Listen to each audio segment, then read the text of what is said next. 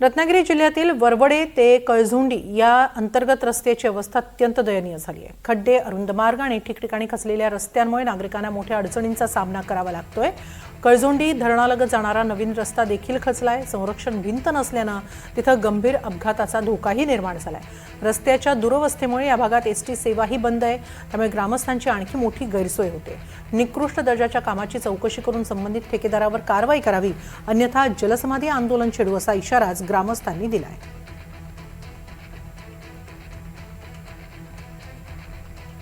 याबाबतचा आढावा घेतला आमचे प्रतिनिधी राकेश गुडेकर यांनी। रत्नागिरी जिल्ह्यातल्या ग्रामीण भागातील रस्त्यांची अवस्था देखील दयनीय झालेली आपल्याला पाहायला मिळते। आपण सध्या आहोत रत्नागिरी तालुक्यातील वरवडे कळझुंडी रस्त्यावरती आहोत आणि हा रस्ता जो आहे तो गेल्या अनेक वर्षांपासून जो इथला आहे तो खड्डेमय झालेला होता, त्यामुळे एसटी जी आहे ती देखील बंद झालेली आहे। आणि त्यातच धरणाचं काम झाल्यानंतर जो नवीन रस्ता बांधण्यात आलेला होता तो रस्ता देखील या ठिकाणी खचलेला आपण पाहतोय।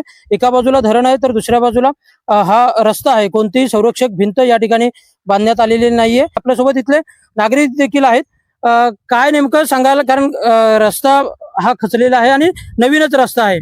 कळझुंडी वरवडे हा जाणारा जो रस्ता आहे तो रस्ता जेव्हा धरणाचे हे वाढवण्यात आलं, उंची वाढवण्यात आली, त्यावेळी हा रस्ता करण्यात आला। तो रस्ता एकदम खालच्या दर्जाचा केलेला आहे। आता त्याच्यावर खड्डे पडलेले आहेत, त्याच्यामुळे त्याच्यावरून वाहन जाऊ शकत नाही, एसटी जाऊ शकत नाही। त्यामुळे इथल्या लोकांची, ग्रामस्थांची खूप एकदम गैरसोय झालेली आहे। रस्ता खचलेला आहे आणि दुसरी गोष्ट म्हणजे जे नागरिक आहेत, ज्येष्ठ नागरिक आहेत, वयोवृद्ध नागरिक आहेत, त्यांना जाण्यासाठी येण्यासाठी कुठल्याही प्रकारची बस सेवा नाही आहे, इथून एसटी सेवा नाही आहे। त्यामुळे पायपीट करत त्यांना जर डॉक्टरकडे जायचं असेल किंवा एखाद्या बाजारपेठेत जायचं असेल तर जावं लागतंय। एका बाजूला धरण आहे आणि एका बाजूला रस्ता आहे, त्याची संरक्षक भिंत देखील नाहीये। काय एकंदरीत सांगाल, कारण गैरसोय मोठ्या प्रमाणात होते। मूळ मुद्दा काय आहे की हा एकच रस्ता नाही, या परिसरात जर तुम्ही फिरलात तर प्रत्येक रस्त्याची परिस्थिती हीच आहे। पण या रस्त्याची परिस्थिती धोकादायक एवढ्यासाठीच आहे की बाजूला धरण आहे, ते 40 ते 50 फूट पाणी उंच आहे।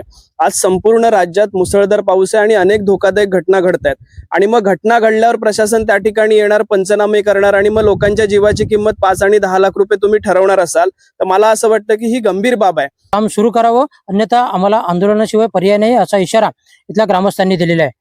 राकेश गुडेकर, NDTV मराठी, रत्नागिरी।